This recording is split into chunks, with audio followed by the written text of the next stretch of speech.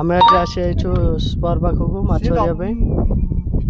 ଦାଦି ଦିଦି ସାଙ୍ଗ ଆଉ ଏଠି ସାଇ ସାଙ୍ଗ ବି ଅଛନ୍ତି। ଆମର ଗଳି ପିଲା ତ ଆମର ଏଠି ମାଛ ଧରିବା ପାଇଁ ପ୍ରସ୍ତୁତ ହୋଇଗଲେଣି। ସାଙ୍ଗ କ'ଣ ହବ ଆଜି? ବିକି ସାଙ୍ଗ ପ୍ରସ୍ତୁତ ହୋଇଛନ୍ତି ତାଙ୍କ କାମରେ।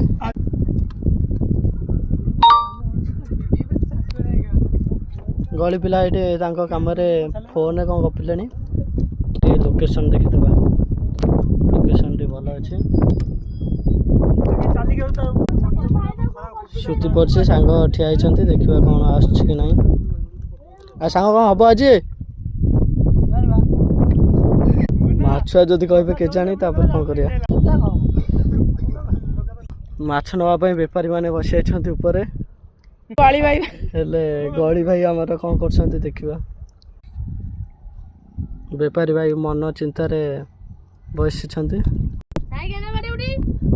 ନେକ୍ସଟ ବ୍ଲଗରେ ଆମେ ଦେଖେଇବୁ ମାଛ।